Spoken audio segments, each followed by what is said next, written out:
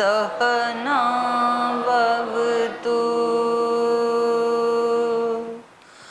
सहनौ भुनक्तु सह वीर्यं करवावहै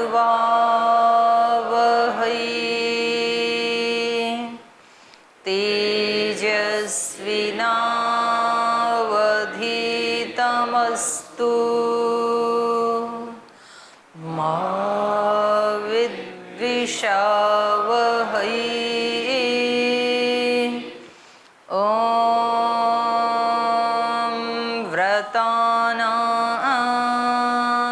व्रतपति व्रतं चरिष्यामि तच्छकीयं तन्मे राध्यताम्। इदमहमनृतात् सत्यमुपैमि। ॐ शान्ति शान्ति शान्तिः।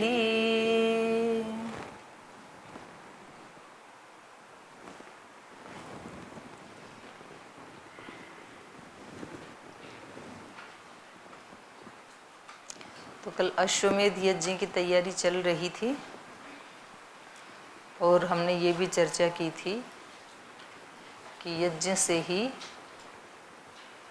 राम का जन्म होता है और वो यज्ञ करने वाला कौन होना चाहिए? दशरथ। और ये इसके रामायण के प्रारंभ में भी हमने इस बात पे चर्चा की थी, जो बिल्कुल शुरू का इनका श्लोक है जो राम की स्तुति कर रहे हैं। तो वहाँ राम का अभिप्राय वहाँ परब्रह्म है। तो इसमें राम शब्द से प्रसंग के अनुसार दोनों अर्थ आएंगे। कहीं दशरथ के जो पुत्र हैं श्री राम, उनका नाम भी राम है, लेकिन उनका नाम भगवान के नाम पे रखा हुआ है।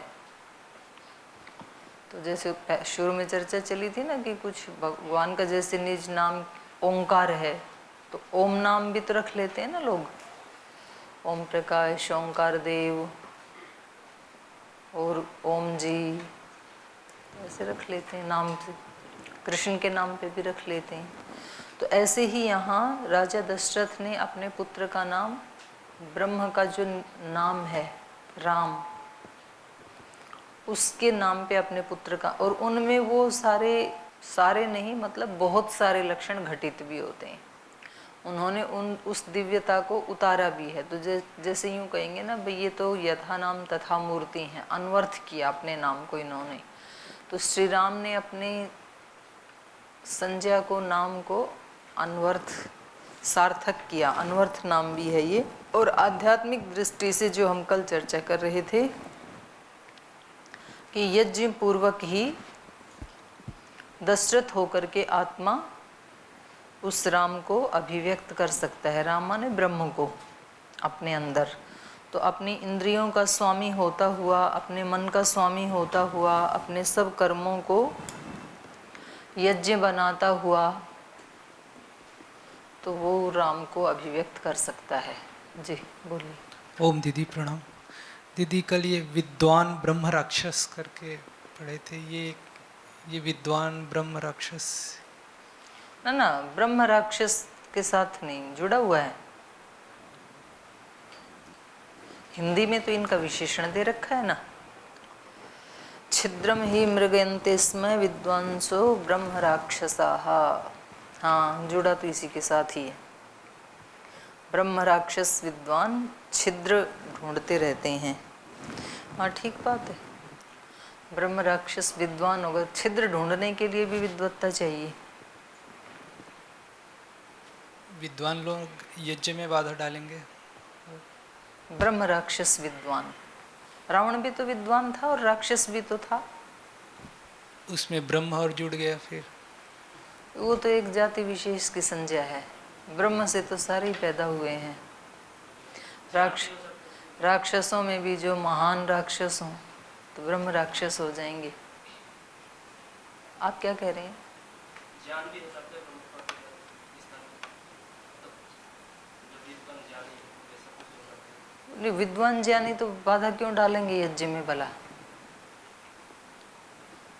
बाधा तो राक्षस ही डालते हैं, उनको नहीं सुहाता है यज्ञ। तो उनमें ऐसे थोड़ी है कि बुद्धि होती नहीं है, विद्वान तो होते हैं उनमें भी, राक्षसों में भी, असुरों में भी होते हैं विद्वान। इसलिए दिव्यता के लिए विद्वत्ता पर्याप्त नहीं है। और प्रायः ऐसे देखा जाता है कि विद्वान प्राय प्राप्त कर नहीं पाते हैं सत्य को, भक्त प्राप्त कर लेते हैं। तो यहाँ पर विद्वान का मतलब मैं उन्हीं विद्वानों के लिए कह रही हूँ जो केवल शब्दविद हैं। जो शब्दविद नहीं हैं, जो जैसा पढ़ा वैसा आचरण भी करते हैं, वो तो फिर केवल विद्वान नहीं है, वो तो फिर कर्मयोगी भी हैं, ज्ञानी भी हैं। लेकिन केवल शब्द तो रक्षा नहीं करता है। तो नारद का भी तो सुना हमने उपनिषद में, तो शब्दविद होने में तो क्या कसर है? नारद ने तो सब कुछ पढ़ ही रखा है, हमने तो उसका सोमांश भी पढ़ा नहीं अभी। लेकिन तो भी वो कहते हैं कि अभी शब्दविद हूँ और शोक को तर नहीं पाया हूँ अभी। आत्मविद ही शोक को तरता है। ठीक है, और तो किसी का कोई प्रश्न नहीं है? कोई प्रश्न है कल की चर्चा से संबंधित? आगे चलें। चलिए आगे चलते हैं। ज़्यादा इसमें कठिन तो वर्णन नहीं चल रहा है, लेकिन आध्यात्मिक दृष्टि से देखेंगे तो जरूर इस पे विचार किया जा सकता है। तो राजा उनको कह रहे हैं कि विधिहीनस्य यज्ञस्य सद्य कर्ता विनश्यति। यज्ञ तो होना चाहिए, जीवन भी हमारा, और यज्ञ जो यज्ञ है वो तो रोज होना चाहिए। लेकिन यदि विधिहीन किया, और विधिहीन में, विधिहीन का मतलब क्या है? विधिहीन बताया है फिर गीता में। जो मंत्रहीन होता है, जो दक्षिणा से रहित होता है, मंत्र से रहित होता है और तामसिकता से युक्त होता है, अश्रद्धा से युक्त होता है, मंत्र से हीन होता है, दक्षिणा से हीन होता है, वो तामस यज्ञ कहा है वहाँ पे। तो यहाँ पर भी विधिहीन का मतलब क्या है? श्रद्धा ना हो। तो ये भी हो सकता है कि राजा महाराजाओं के यहाँ दिखावे के लिए भी तो कर सकते हैं कि हमारे पास इतना है, देखो हमारे जितना बड़ा यज्ञ कोई करके तो दिखाए, हमने कितना बड़ा किया। अगर ये भाव मन में आ गया तो फिर श्रद्धा नीचे आ गई ना, तो तब भी वो कराया सब पानी में मिल जाएगा। अगर ये भाव मन में आया तो कि देखो हमने कितना बड़ा यज्ञ किया, कितना बड़े बड़े चमचे भर भर के अग्नि में डाले, दूसरे लोग तो छोटी छोटी चम्मच से डालते हैं। हमने देखो सामग्री में कितने सारी जड़ी बूटियाँ, सुगंधित चीज़ें मिलाई, दूसरे लोग तो वो कूड़ा करकट डालते रहते हैं। हमने कितने मंत्रों का यज्ञ किया, 10-10, 12-12 घंटे हम रोज़ बैठे रहे, लाखों करोड़ों मंत्रों का। अगर ये भाव आ गई, हमने कितना दान दिया, दूसरे लोग तो छोटा मोटा दान देते हैं, तो फिर ये सारे के सारे भाव हमारे यज्ञ को खंडित करने वाले होते हैं, श्रद्धा को नीचे लाने वाले होते हैं। अश्रद्धया और मंत्रहीन, मतलब मंत्र तो बोला ही जाता है यज्ञ में, फिर वहाँ मंत्रहीन क्यों कहा? चुपचाप ऐसे तो कोई डालता ही नहीं है आहुति, मंत्र तो बोला ही जाता है यज्ञ में। तो वहाँ मंत्र का मतलब क्या? मंत्रहीन का मतलब क्या है? हाँ जी भाई, विचार के बिना।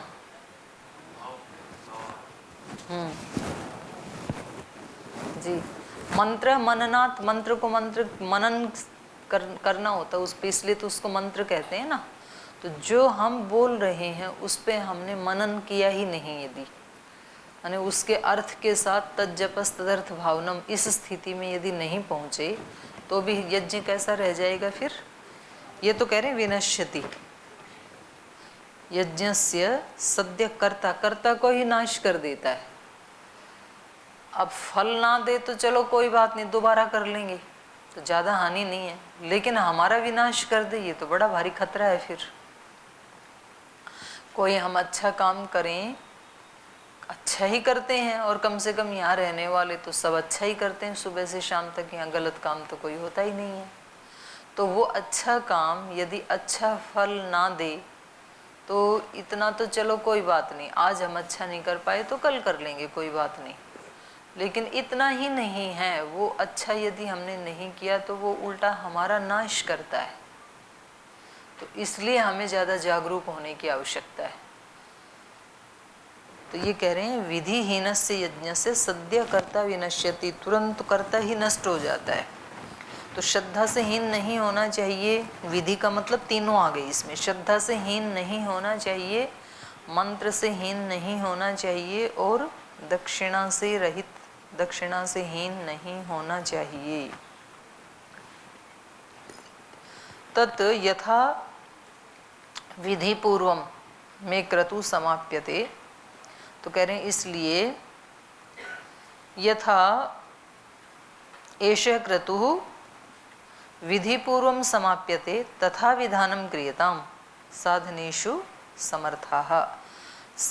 साधनों में समर्थ आप इसको इस प्रकार से इसकी व्यवस्था करें कि ये मेरा यज्ञ विधि से युक्त हो सके, माने बिना किसी त्रुटि के संपन्न किया जा सके, ऐसा उपाय करें। तथेति च ब्रुवन् सर्वे मन्त्रिणा प्रतिपूजिताः पार्थिवेन्द्रस्य तद्वाक्यं यथा पूर्वं निशम्यते तथा द्विजास्ते धर्मज्ञा वर्धयन्तो नृपोत्तमम् अनुज्ञातास्ततः सर्वे जग्मुर्यथागतं विसर्जयित्वा तान् विप्रान् सचिवानिदमब्रवीत् ऋत्विग्भिरुपसन्दिष्टो यथावत् क्रतुराप्यताम्। तथा इति च अब्रुवन् सर्वे मंत्रिणः प्रतिपूजिता, सर्वे प्रतिपूजिताः मंत्रिणः तथा इति च अब्रुवन्। तो वो सारे के सारे जो मंत्रीगण थे, माने उनमें सुमंत आदि जो प्रधानमंत्री हैं वो भी थे, और वशिष्ठ आदि जो कुलगुरु हैं वो भी हैं, उनके साथ साथ दूसरे मंत्रीगण भी हैं, और उनके साथ साथ दूसरे द्विज भी हैं, विद्वान भी हैं। तो वो सब प्रतिपूजिता, इनसे सत्कार पा करके, सम्मान पा करके उन्होंने कहा कि ठीक है ऐसा ही होगा। पार्थिवेन्द्रस्य तद्वाक्यम यथा पूर्वम निशम्यते। तो ये राजा का पार्थिवेन्द्रस्य तद्वाक्यम, राजा के इस वाक्य को निशम्य सुन करके ते उन्होंने कहा कि तथा इति, ऐसा ही होगा। वे बोले कि ठीक है जैसे आप कह रहे हैं ऐसा ही होगा, कोई त्रुटि नहीं रहेगी हमारे यज्ञ में, हम सब अच्छे से ही सब व्यवस्थाओं को विधि पूर्वक ही करेंगे। तथा द्विजास्ते धर्मज्ञा वर्धयन्तो नृपोत्तमम् अनुज्ञातास्ततः सर्वे पुनर्जग्मो यथागतम्। ते द्विजाः, ते धर्मज्ञा द्विजाः, तो इसके बाद वो धर्म के मर्म को जानने वाले जो द्विज थे, नृपोत्तमम वर्धयन्त, राजा को बढ़ाते हुए। तो बधाई देते हैं ना, तो बधाई शब्द वर्धयन्त से ही बना, माने बढ़ें आप। तो हम बोलते हैं ना आपको बधाई हो, माने आप बढ़ें, आपने अच्छा काम किया है, इस क्षेत्र में आप और आगे बढ़ें, उसको कहते हैं बधाई। तो यहाँ पर कहा वर्धयन्त, वर्धयन्त माने बधाई देते हुए उनको कि आपने बहुत अच्छा विचार किया, आप इसमें और आगे बढ़ें। तो इसके बाद ततः सर्वे पुनः जग्मतु यथागतम अनुज्ञाताः, तो उनको बधाई देते हुए और उनकी आज्ञा का पालन करते हुए, माने उनके वचनों को मानते हुए जैसे आए थे वैसे ही सम्मान पूर्वक चले गई। विसर्जयित्वा तान् विप्रान् सचिवानिदम अब्रवीत् ऋत्विग्भिरुपसन्दिष्टो यथावत् क्रतुराप्यताम्। तो फिर उन ब्राह्मणों को तो विदा किया, मंत्रियों को विदा किया उन्होंने, विसर्जयित्वा तान विप्रान सचिवान इदम अब्रवीत। हाँ, जो विद्वान थे, सन्यासी थे, उनको तो भेज दिया, लेकिन जो मंत्री थे, माने जो गृहस्थ थे, सचिव आदि, उनसे उनको रोक लिया। तो उनसे ऐसे कहने लगे, विसर्जयित्वा तान विप्रान सचिवान इदम अब्रवीत ऋत्विक भी उपसंदिष्ट। जैसा इन ऋत्विकों ने बताया है कि भाई इतनी सामग्री होनी चाहिए, वहाँ यज्ञशाला बननी चाहिए सरयू नदी के उत्तरी तट पर, और उनको निमंत्रण देना चाहिए, उन विद्वानों को बुलाना चाहिए। जैसा जैसा ये ऋत्विक निर्देश देके गए हैं, यथावत क्रतुराप्यताम, वैसे वैसे ही इस क्रतु को आप बढ़ाएं, इस कार्य को आगे बढ़ाएं जैसे आपको निर्देशित किया है। इत्युक्त्वा नृपः शार्दूलः सचिवान् समुपस्थितान् विसर्जयित्वा स्वयं विश्वा प्रविवेश महामतिः। ततः स गत्वा ताः पत्नेर्नरेन्द्रो हृदयङ्गमाः उवाच दीक्षां विशत यक्षेऽहं सुतकारणात् तासां तेनातिकान्तेन वचनेन सुवर्चसां मुखपद्यान्यशोभ्यन्त पद्मान्निव हिमात्यये।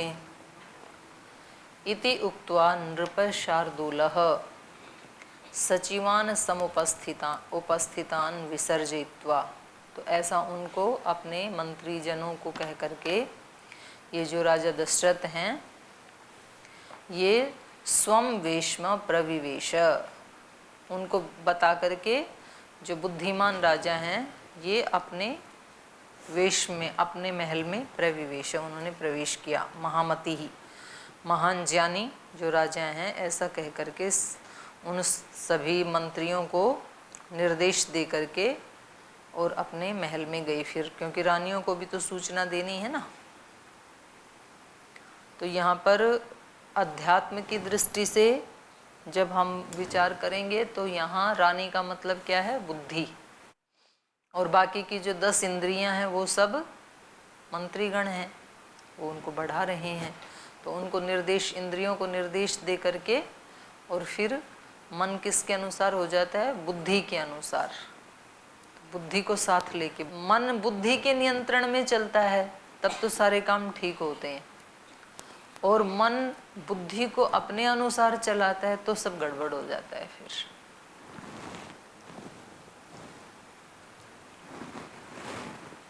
तो वहां जाकर के उन्होंने अपनी पत्नियों से कहा, ततः स गत्वा ताः हृदयंगमाः पत्नी।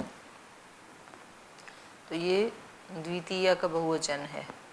तो वहाँ उस समय में शायद ऐसी प्रथा रही होगी राजाओं के यहाँ बहुपत्नी रखने की प्रथा, मतलब कोई ऐसा बुरा नहीं मानते होंगे। यद्यपि राजा राम तो उसको बुरा ही मानते थे, तो उन्होंने तो अश्वमेध यज्ञ किया, तो सीता की जगह सीता की मूर्ति को रखा था, उन्होंने नहीं की दूसरी शादी। लेकिन इनके यहाँ ऐसा रिवाज होगा, तो 3 पत्नियां हैं इनकी, तो इसलिए यहाँ बहुवचन आया। हृदयंगमाः ताः पत्नीन् स गत्वा नरेन्द्रः उवाच। राजा ने उन अपनी हृदय के अनुकूल रहने वाली पत्नियों से कहा, दीक्षां विशत, अब आप दीक्षित हो जाओ, यज्ञ के लिए दीक्षा ले लो, क्योंकि यक्षे अहम सुतकारणात्, मैं अश्वमेध यज्ञ कर रहा हूँ। किसके लिए? संतानोत्पत्ति। सुत कारणात्, यहाँ अगले सर्ग में ये भी बता रहे हैं, वहीं चर्चा कर लेते हैं चलो।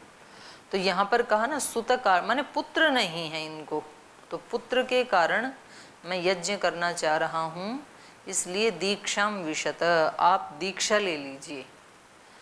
तो पहले क्या होता है? व्रतेन दीक्षां आपनोति, पहले जो संकल्प लिया उसका नाम है व्रत। तो ये तो उन्होंने खुद ले लिया, और अपने मंत्रियों के साथ और अपने जो मंत्रिमंडल के जो साधु सन्यासी हैं उनके साथ अपने व्रत की चर्चा की। और अब व्रत से अगला काम है दीक्षा लेना। तो 2-3 शब्द होते हैं, एक होता है शिक्षा, एक होता है ज्ञान, एक होता है दीक्षा। शिक्षा, दीक्षा, ज्ञान, तीन शब्द ऐसे सुने हैं ना आपने। वो वहाँ पर शिक्षा ग्रहण कर रहा है, वो वहाँ पर विद्या अर्जन कर रहा है और उसकी शिक्षा दीक्षा हो गई। तो इन शब्दों का क्या अभिप्राय है? शिक्षा मतलब क्या है? शिक्षा और विद्या में क्या अंतर है? शिक्षा में और विद्या में क्या अंतर है?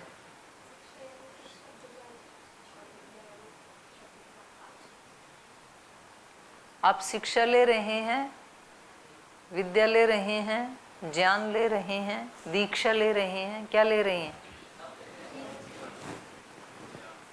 आपको तो पता ही नहीं, तो फिर तीनों ले रहे हैं तो बताओ अलग अलग क्या है? शिक्षा क्या है, ज्ञान क्या है, दीक्षा क्या है?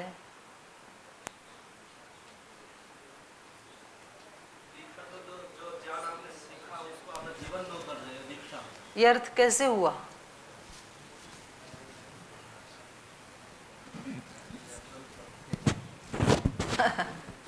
और शिक्षा मतलब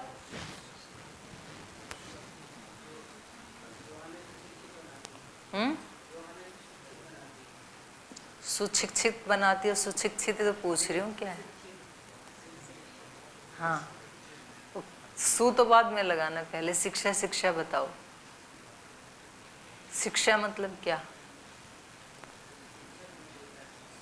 शिक्षक मतलब क्या? न देखो, ऐसे मत करो, गलत बात। ये अर्थ किसने निकाला कि भाई शिक्षक मतलब आप? ऐसे थोड़ी होता है, किसी शब्द का कोई अर्थ होता है। शिक्षा शब्द बनता है शासु धातु से, शासु अनुशिष्टौ। जो हमें अनुशासन का अभ्यास कराया जाता है ना, वो शिक्षा है। एक अनुशासन होता है शिक्षा में। तो इतने बजे उठेंगे, इतने बजे ये करेंगे, ये पाठ्यक्रम होगा, इसको पूरा करवाएंगे। तो ये जो पाठ्यक्रम के हिसाब से जानकारियाँ देना, तो ये तो स्कूल कॉलेजेस में भी वैसे ही होता है, यहाँ भी वैसे ही होता है। तो इतना ही यदि यहाँ भी होता है तब ये शिक्षा कहलाएगी। एक अनुशासन होता है शिक्षा, और एक कोई अनुशासन करवाने वाला होता है, तो शिक्षक कहेंगे उसको। फिर एक होता है ज्ञान। तो ज्ञान धातु का क्या अर्थ है? ज्ञान शब्द जो है ये किस धातु से, विद्या किस धातु से बनती है?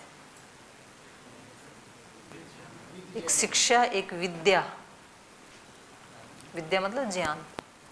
तो उसके चार अर्थ हैं, फिर चार पांच धातु है ना विद धातु। तो विदज्ञाने, विदल्रे लाभे, विदसत्तायाम। विद ज्ञाने तो हो गया, विद विचारणे। तो ये सारे अर्थ आएंगे फिर विद्या में। विद्या का मतलब ज्ञान, विद्या का मतलब लाभ, विद्या का मतलब सत्ता, माने जो जाना है उसकी अनुभूति। तो ये शब्द, ये व्याकरण जो है, इतना व्याकरण जरूर पढ़ना चाहिए। व्याकरण के बिना चीज़ें खुलती नहीं है। ये शब्द अपने स्वरूप को खोलते नहीं है बिना व्याकरण के। नहीं तो एक एक शब्द में, छोटे छोटे शब्द में विराट अर्थ भरा हुआ है, तो वो फिर व्याकरण से ही खुलता है। नहीं तो किसी को पता ही नहीं। आजकल जो स्कूल कॉलेज में पढ़ाते हैं उनसे पूछें शिक्षा क्या है, विद्या क्या है, सब एक ही है। तो इनमें बड़ा अंतर होता है। शिक्षा में अलग, विद्या अलग, और फिर दीक्षा, दीक्षित होना। तो यहाँ ये क्या कह रहे हैं? दीक्षाम विशतः, दीक्षित हो जाओ। तो वो उपनिषद में भी आया, व्रतेन दीक्षाम आपनोति। दीक्षा का मतलब है कि एक होता है जानना, एक होता है वैसा जीना, और एक होता है वही हो जाना। जानना बहुत अच्छा है, किसी चीज़ के बारे में जानना, शास्त्र के बारे में जानना, जानना बहुत अच्छा है। लेकिन जानने से भी अच्छा क्या है? जीना, वो उससे भी अच्छा है। और जीने से भी ज़्यादा अच्छा है वही हो जाना। ये एवं वेद स एवं भवति, वो अंतिम है फिर। तो यहाँ पर हमने जो जाना वो तो आ गया, शिक्षा में आ गया, विद्या में आ गया, फिर दीक्षित हो गए, मतलब वो जीने लग गए।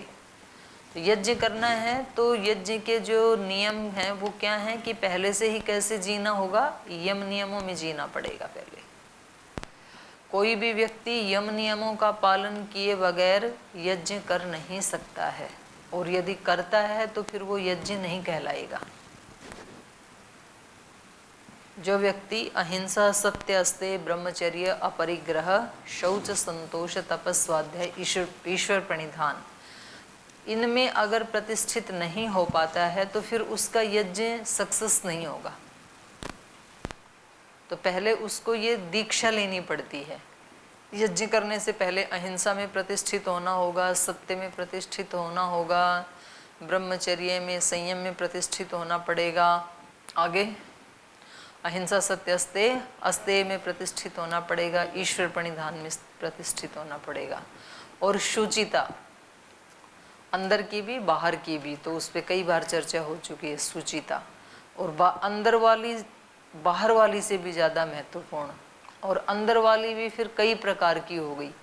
अंदर वाली एक तो शरीर आदि की, प्राण आदि की, फिर उससे भी सूक्ष्म विचार आदि की शुचिता, फिर उससे भी सूक्ष्म भाव की शुचिता। तो जितनी जितनी कल भी बात आई थी, ये प्रसाद अंतःकरण का, निर्मलता, प्रसन्नता और निर्मलता। और ये होती कैसे है, ये प्रसन्नता आती कैसे है, कल तो बताया था। चित्त के मल विक्षेप आवरण कैसे हटते हैं, तपस, स्वाध्याय और ईश्वर प्रणिधान। और कल एक नया शब्द बताया था, प्राणायाम, प्राणायाम परमम तपः। तो तपस, स्वाध्याय, ईश्वर प्रणिधान, ये तो क्रिया योग हो ही गया। तो उससे चित्त के मल विक्षेप आवरण हटते हैं, ऐसे होते हैं। ये तप, स्वाध्याय, ईश्वर प्रणिधान ये कब करना चाहिए, कैसे करें, हमें कैसे पता लगे कि हमारे जीवन में तप, स्वाध्याय, ईश्वर प्रणिधान चल रहा है कि नहीं चल रहा है, ये कैसे पता लगे, हमें कैसे पता लगाएं, बोलो। आचरण से कैसे पता लगे, आपको पता चलता है कि आप तपस, स्वाध्याय, ईश्वर प्रणिधान की स्थिति में हैं या नहीं है, पता चलता है। तो करते हैं कि नहीं, ये पता चलता है, करते हैं, द्वंद्वों को सहते हैं। क्या क्या सहा आज सुबह से लेके अब तक, करते हो तो बताओ, थोड़ा शेयर करो ताकि दूसरों को भी प्रेरणा मिले। तपस, स्वाध्याय, ईश्वर प्रणिधान मतलब क्या, हाँ जी, कौन बताएंगे, आप करते हैं नहीं करते हैं, ये बताइए पहले तो, हाँ कि ना। हाँ भी नहीं बोल रहे हो, ना भी नहीं बोल रहे हो, या तो हाँ ना बोल दो कि दोनों करते भी हैं नहीं भी करते हैं। कभी करते हैं कभी नहीं करते हैं, चलो आप ही बताओ कब करते हो कब नहीं करते हो।